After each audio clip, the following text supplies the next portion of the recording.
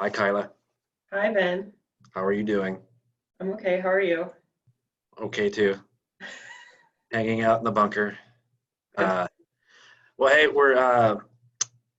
you're one of the first guests on this little program I'm calling Artists and the Art That They Live With. And so we're just going to have a conversation about a piece that you've selected from your home that you live with. And maybe you can tell us about a little bit about the piece, a little bit about the artist, and sort of anything else you want to talk about. So I should say that for all of the viewers at home, I work with Kyla at the Lawrence Art Center, and she's the director of adult education and residencies, and I run the galleries there at the Art Center. And but we also both share ceramics background, uh, and so I bet she's going to talk about some ceramics. But anyway, Kyla, tell us about the piece. So the piece I picked is a piece from my ceramics collection that means a lot to me. It's a Warren Mackenzie platter, and I got it from the very first time I actually met him and visited his studio in Minnesota. For those who don't know, I'm going to put this down for a second. It's, as you can see, rather large and a little bit heavy. But the first time I met him was in 2010, and I got to visit his studio and meet him and spend an afternoon with him. His studio was nothing like what I expected. I mean, he was a master of ceramics and had a huge influence in the ceramic field in North America for many decades, and probably even still does, even though he's no longer with us. But he had a very humble studio that was just down the hill from his house with dirt floors and very simple boards that he would that were covered with pieces that were in process. And so we went into his studio and he showed us some finished pieces that we were picking up for a gallery. And this platter was in his studio, and I just was immediately I loved it. I love the shape of it. It's kind of like one of those saucers you would sled on as a kid, you know, going down the hill. But there's something casual about it and humble in how he like poured the glaze across the surface in an intuitive way, not overthinking it. In my work, I tend to think about every decision and choice, and I appreciate when other artists cut loose and are just letting their hands do the work for them and not overthinking every single choice. The piece has a nice heft to it, and so it feels sturdy and it feels like it can be used every day, but there's also something very special about it to me. And part of that is after we met with him, we went into his house, and he made me the world's strongest gin and tonic. I've never had a gin and tonic as strong as what he served. It was unbelievable. And he was slinging it back at the time. I think he was 90 something. And it was like 3 o'clock in the afternoon. And knowing that I was, you know, shared his love of pots, he showed me around his extensive collection because he'd worked with ceramic artists from around the world and had an extensive list of students who went on to become famous potters and artists themselves. And so he wanted to share his collection with me. And so he would like point to a piece and be like, guess who made that one?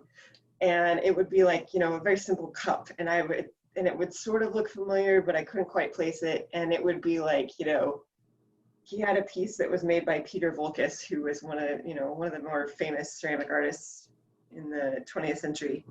And it was totally unrecognizable as a Volkes because it was probably from his first year or two of working with clay before he found his own voice. And then he took me to another area, and it was all these famous Japanese potters and who made tea bowls. And then he took me to another area, and it was, you know, he'd be like, who made this? And of course we're getting drunker and drunker as we're going through his collection. Right. So my guessing game got worse and worse. But he got even more giddy about like sharing his collection with me. And so at one point we were holding a what is his name? One of the most famous Japanese artists. Shoji Hamada. Soji Hamada. We were holding a Soji Hamada box, and he turned it over, and clumsily the lid like flew and ricocheted off the dining room table, and then a chair, and then the floor. And Warren Mackenzie just started giggling, and I was like, ooh. And he's like, yeah, that piece is supposed to go to a museum when I die, but don't worry, it's fine. God. And so, like, in the whole afternoon, the whole experience was just kind of incredible because it felt like he just had a humble approach to his place in history and the work he produced, but also he was so generous in sharing his collection with me and sharing stories and wisdom. And I walked away and I thought, that's a hard lesson to learn as an emerging artist, is to not take things too seriously, not take yourself too seriously, and to have kind of a very, very humble approach to what you're working, like an honest approach to what you're working with and where things are going to live. Yeah, I think so too. And I think he is that example. Like, and I don't think this is necessarily a ceramics thing or a potter thing, but, we kind of have these scrapbooks. I think of them as scrapbooks, like pots that we've collected over years that many of them we use every day. And so you have this very direct link to a person or to a situation or a story. And like I've had a very similar experience with that man 20 years ago. That's like the most incredible scrapbook I've ever seen of pots from people from, decades from all over the world.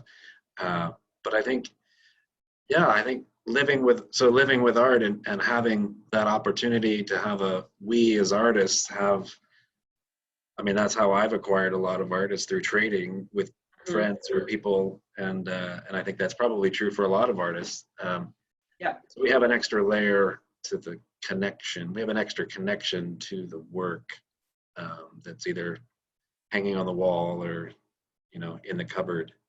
Right. I think that's one perk in the biz that we're in. Oh, for sure. And you asked me before we got started to talk about how pots in use. And I think that's something that, as a potter myself, I think a lot about. How will my pieces live in someone's home and what will they be used for? And like, I don't know for sure what his intent with this was. Like, I imagine it's for like he was hoping it would serve amazing meals and dishes out of. I have to tell you, what actually ends up in this thing more often than not is lost socks. And I kind of think that he, having met him, would be totally on board with that. That's funny. Yep. Things we lose. Well, cool. I think, thank you for taking the time to chat about it. And anything else you want to say about your Warren Mackenzie pot? I continue to learn from his pots. I also have 2 plates by him that are similar, and they are in steady rotation in our house. They're the most used plates in the house. And they're a similar form, just smaller. And they work so well both in presenting the food, but also not just from a visual standpoint, but they just feel good in the hand. They've got a nice weight, which is really hard to nail as a ceramic artist, to find that balance in the weight so that it's not too heavy, not too light, but feels like you can just use it and it's hearty. I don't know how else to describe it, but yeah.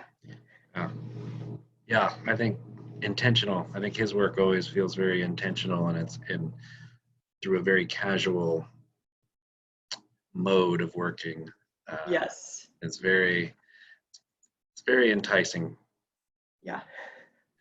All right. Thank you. See you Thanks, later. Ben. Bye.